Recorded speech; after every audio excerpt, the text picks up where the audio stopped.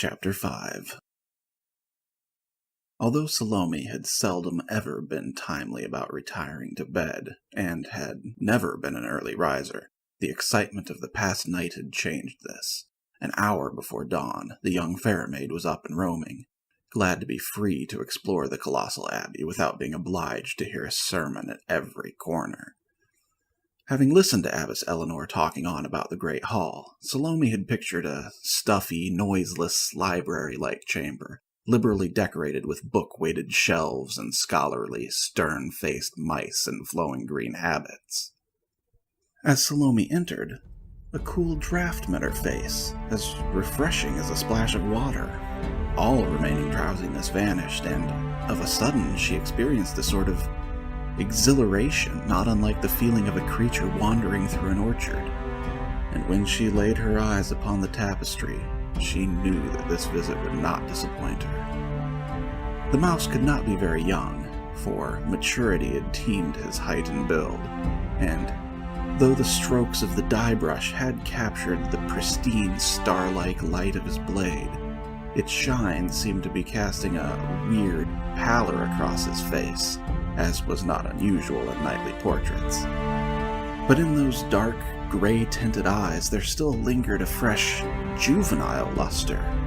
This tapestry must have been woven centuries upon centuries ago, but Salome swore to herself that the luster of those eyes would never grow stale. "He's either a knight or a prince," she said aloud, but softly. "No way that creature could be real. I don't have no need of reading God's name." This was said even more softly, for fear that Abbess Eleanor was lurking about, unseen, ready to chastise her for it. "God's name! This is as good as any fairy tale." Out in the orchard, it seemed as if nature itself had strewn out ornaments for the festive day. Every tree branch was weighted with lush, dew-diamond-encrusted greenery, and clustered with handkerchief white and blush-colored blooms. Tiny, unripe apples and ruby-red cherries peered out from the leaves, like the faces of babes beneath bonnets. In the shade of those trees, white cloth tables had been laid out. The abbess had prepared a strict seating arrangement. Elders seated at this table, youngsters at that table, Dibbins at another table, and so on. The creatures were not to leave their respective tables, or to mingle with those of other tables until she had spoken the grace. Though it was nearly noontime, because the festive preparations had kept the abbey creatures occupied, they now sat about, eating a late breakfast. They were all silent. If anything, the importance of the day and the rarity of the occasion had made them all more solemn and decorous than ever. The abbess, at the head of one of the elder tables, regarded the breakfasting creatures as if they were squandering valuable time and valuable food supplies by taking a meal, even though they would soon be feasting. At last, when every bowl of gluttony had been emptied, every shameful cup drained, and every fork and spoon laid aside, the abbess rose to speak the grace. Salome could not help but to feel impressed, even a little moved by the abbess's words. She went on about the simple, colorful jewels of fruit and the sweet silver of dawn mist and the humble gold of summer sunshine, and prayed that those would remain the only precious things that Redwall Abbey ever needed. Then, as Salome had anticipated, she began to exhort all of the creatures to avoid excessive gluttony, to show their appreciation for the friar who had borne the brunt of toil in the kitchens, who endured this unending task day and night, only to see the fruits of his labor vanish before the insatiable appetites of inconsiderate, thoughtless creatures. By the time that good mouse had concluded her feast day sermon, every beast present had bowed a chastened head. In the silence, Marianne had excused herself from the youngsters' table and went to assist the friar. Soon, trolleyfuls of wonderful fare, which, again, I will not describe, were making their way between the tables. Salome retreated to a corner of a quieter table, mostly occupied by some of the oldest abbey beasts, and enjoyed a bowl of mixed fruit trifle. After all, there was very little else to do. After a bit, Marianne wandered over and seated herself across the table from the ferret maid with her trifle. Both were quiet as they spooned their dessert. Why do you look so queer in the face? Marianne inquired of Salome. I ain't queer in the face. Yes, you are. I ain't blind.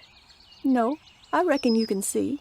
Salome gave a little smile and prodded the trifle with her spoon. That mouse creature, the one in the big pretty picture holding the lovely sword with the rich-looking hilt stone, that's one big pretty red stone. So I figured he must be a rich beast to go around waving about blades like that. The abbess, she got bristled up and she told me that creature was your Martin the warrior, and he wasn't no rich beast, he was a warrior. She started slavering some fairy tales about metal from a star and a big badger king. It all sounded a bit off, and so I reckoned I'd go find this Martin the warrior and ask him myself where he really got the blade from. Then I got dishwashing duty, 'cause the abbess reckoned I was calling her a fibber. And along with that, she told me the Martin creature was long dead. Of course he's dead. You didn't expect him to just be walking about amongst creatures like us, did you? Fancy what he'd think about us. The squirrel maid laughed a little at the idea. Salome managed another small smile. I guess not. But, I mean, it just don't... Keeping a picture up on the wall of a dead beast the same as if he was living just don't look right. Marianne bristled. And why don't it look right? Trying to say our Abbey artists are daft? Salome snorted. Good Lord, you Abbey beasts is prickly as shrews about your heroes and legends, ain't ya? Marianne relaxed and both young maids laughed. No, I ain't saying your artist is daft. It's a lovely picture. Looks most real to me. And that's what ails me about it.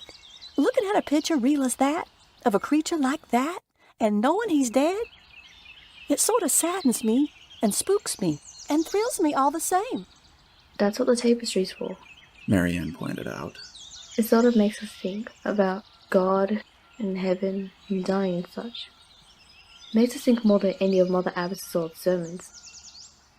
I gather these creatures as dreams of Martin, though I ain't never been one of them, nor known anyone who was. Come on now, let's liven up a bit and have some more to eat. Hardly any use of sitting about looking gloomy, as it ain't every day we get a feast. The two young maids strolled off, paw in paw, with Marianne singing. When heaven sends its daily boon to us, the silver dawn, God's silver mist, he all is silver, soft enough to breathe. The charity coins that no one land may cast away with scorn, and the string-free diamonds to engrass the velvet green of leaves. Ethereal maids, sky ash and cheek, and rose and lavender gowns, with strings that vanish just as they appear, almost unseen, on high they lurk, not dating to step down, save unto those who wish to see and hear.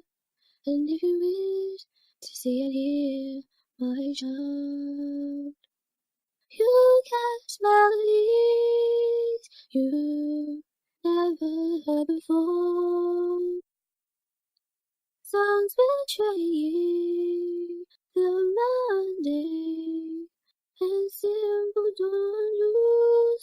There's no more than one of heaven's harmless doors. And if you will listen carefully, my child, you hear ever so faintly judges of the new. No present seasons now, but aged in earthly years, who have not yet joined them, though they pass from me and you. But if you listen openly, my child, a brighter song, more like a chant you hear, a happy, chanted eulogy of neighbor. Retired nights in palace clouds are near.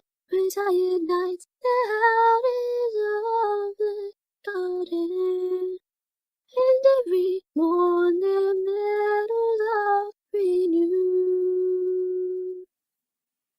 As the gentle young sky maidens sing their praises, tales of deeds, however ancient, and forever fresh and true.